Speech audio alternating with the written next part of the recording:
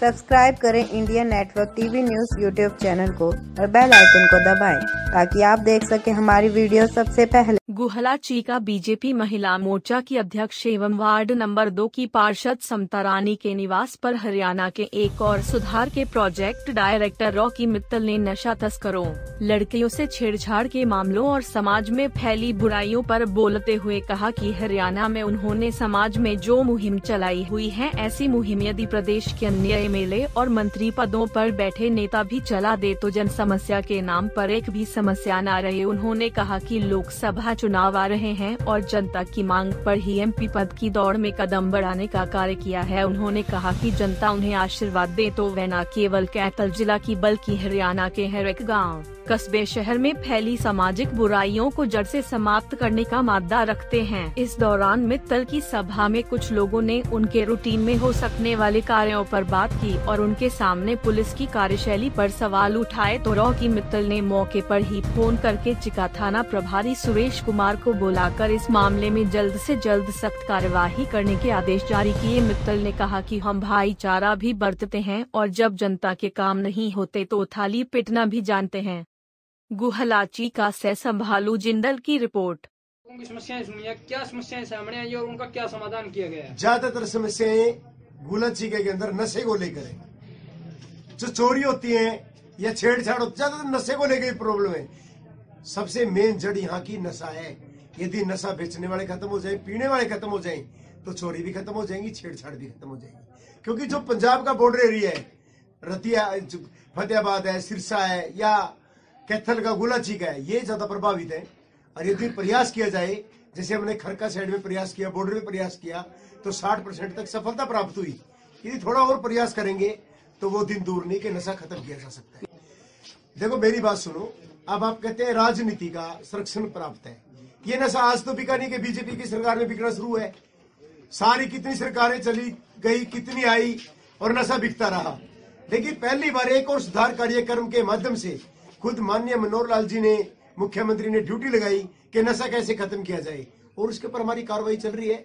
इसके अंदर कोई भी दोषी हो, कितना बड़ा हो, चाहे राजनीतिक सुरक्षक हो, चाहे किसी अधिकारी की उसके ऊपर हाथ हो, किसी को बख्शा नहीं जाएगा और नशा तो हम खत्म करके ही मानेंगे। आज मौके पे एसएचओ साहब को बुलाया था। कुछ लोगों की प्रॉब्लम थी कि किसी के घर में चोरी हुई, 1.5 महीने से एफआईआर नहीं हुई, एक दुकान में चोरी हुई, 3-4 चोरियों के केस थे। उनको कल बुला लिया गया है, उनकी एफआईआर भी हो जाएगी और चोरों को भी जल्दी ढूंढकर उनका सामान भी दिलवा दिया जाएगा। देखो ये कोर्ट का मामला है, इसके अंदर तो राजनीति तो आ नहीं सकती। यह तो फिर मैं कुछ दिनों के बाद मैंने मोदी जी से टाइम मांगा है, प्रधानमंत्री जी से, कि मैं उनको बोलूंगा कि भाई अध्यादेश कुछ भी लेके आओ, नशा तभी खत्म हो सकता है यदि छोटी छोटी कोई पुड़िया मिलती है, कुछ ऐसा होता है, उन पे केस किया जाए। जब तक कड़ा प्रावधान नहीं होगा, जैसे बेटियां बचाने के लिए किया गया है, नशे के ऊपर भी जब तक ऐसा नहीं होगा तो नशा और फैलेगा और वो दिन दूर नहीं जैसे पंजाब की हालत हरियाणा में बन जाएगी। लेकिन मैं नहीं चाहता कि ऐसी हालत पैदा हो, इसलिए उनके ऊपर कड़ी कानूनी कार्रवाई हो और जो छोटी खेप है उसके अंदर भी कड़ी कार्रवाई होनी चाहिए और छोटी खेप से बड़ी खेप वालों को पकड़ना चाहिए। क्योंकि मेन अब केजरीवाल जी कहते हैं कि भाई हमारे आगे स्कूल देखो, हॉस्पिटल देखो, वो नशे की बात क्यों नहीं करता? क्योंकि सारा नशा तो पूरी दुनिया के अंदर, पूरे इंडिया के अंदर दिल्ली से चलता है और हमारा हरियाणा इसलिए उसकी चपेट में आ गया। दिल्ली से नशा चलता है, पंजाब जाता है, बीच में हरियाणा पड़ता है और वही कारण है कि यहाँ पे नशा आ गया। और हम चाहते हैं कि नशा दिल्ली से भी खत्म होना चाहिए तो पूरे देश से खत्म हो जाए। तो क्या नहीं, आपका कहने का भाव ये? मेरा कहने का भावार्थ ये है कि जैसे हमने मुहिम चलाई छेड़छाड़ को लेकर, बच्चियों की या नशे को लेकर, कि दिल्ली सरकार भी चलाई। सर दिल्ली की अंदर होती है, दिल्ली की पुलिस तो सेंटर के अंडर है जी। नहीं वो, अरे कम से कम केजरीवाल जी के मंत्री या कोई उनके जैसे हमारा एक और सुधार कार्यक्रम है, वो बच्चियों से पूछे तो सही उनको क्या प्रॉब्लम आती है। जब प्रॉब्लम सामने आएगी तभी तो समाधान होगा। आगामी भी मैंने मोदी जी से भी और मुख्यमंत्री जी से भी लोकसभा की टिकट मांगी है ताकि पहली बार कैथल जिला का कोई भी एक आम आदमी जो मोदी भक्त के नाम से जाना जाता है, तो ईमानदार है, वो टिकट मांग रहा है ताकि भी कैथल जिला वालों का भी हक बनता है। आज तक कुरुक्षेत्र लोकसभा में ज्यादातर लोग बाहर के आए हैं और आखिर आज तक कोई भी काम नहीं करवा पाता। आज भी हमारा पिछड़ापन है। आखिर हम कब तक पिछड़ापन झेलेंगे, कब तक बाहरी प्रत्यक्षों को झेलेंगे? हमारा भी हक बनता, हम तो अपना थोड़ा सा हक मांग रहे हैं। जिस जो महंत है उसको बाउंसरों की क्या जरूरत है? बाउंसरों की तो उसको जरूरत पड़ती है, जो बहुत मोटा लाला, मेरे साथ तो कोई बाउंसर नहीं चलता, मैं तो अकेला चलता हूं, क्योंकि मेरा तो दिलों का होता है, जनता के दिलों से दिलों में तार जोड़ता हूं मैं। बाउंसर वो रखता है जिसको खतरा होता है, जिसमें माल होता है।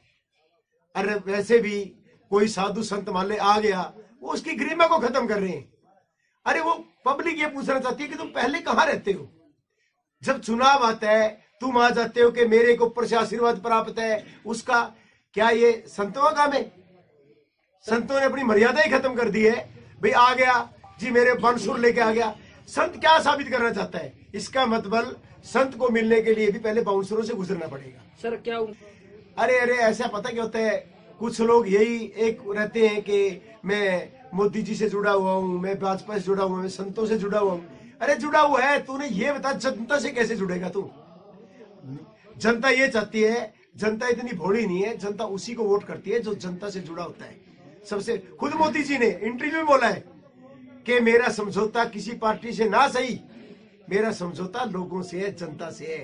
और मैं तो यही कहता हूं, जनता उसी को वोट देती है जिसका समझौता, जिसका दिलों का सौदा जनता से है। ऐसे पता नहीं और कितने संत और भी आने वाले हैं, और भी आएंगे बाबे, और भी साधु आएंगे, और भी आएंगे बाउंसर, तो आते ही रहेंगे, इनका तो काम है आना। देखो मेरी बात सुनो, सिद्धू साहब से मैं बहुत प्यार करता था, साफ बोलता था उनको मैं, लेकिन जब वो पाकिस्तान जाकर ये बोलते हैं कि हर बार शांति की पहल तो पाकिस्तान करता है, हिंदुस्तान नहीं। अरे ये तो बता, आतंकवादी कौन भेजता है, वीरों के गले कौन काटता है, शांति कौन बनाता है? यदि वो गुंडागर्दी करना बंद कर दे, शांति अपने आप ही हो जाएगी। फिर वो काले तितर लेके आता है, क्योंकि कांग्रेस का काम है काले तितर, काला धन, काले कारनामे। अभी तो जो इनका पीएम पद का उम्मीदवार है राहुल गांधी, मैं तो वैसे राहुल खान बोलूंगा उसको, उसके ऊपर भी मैं गाना बना रहा हूं। अकल का कच्चा राहुल बच्चा रहता संसद में अखमार, मैं उसके ऊपर भी गाना बना रहा हूं, और जल्दी आएगा। इन लोगों की फितरत है, देश के प्रति इनकी कोई वफादारी नहीं, कोई देशभक्ति नहीं है।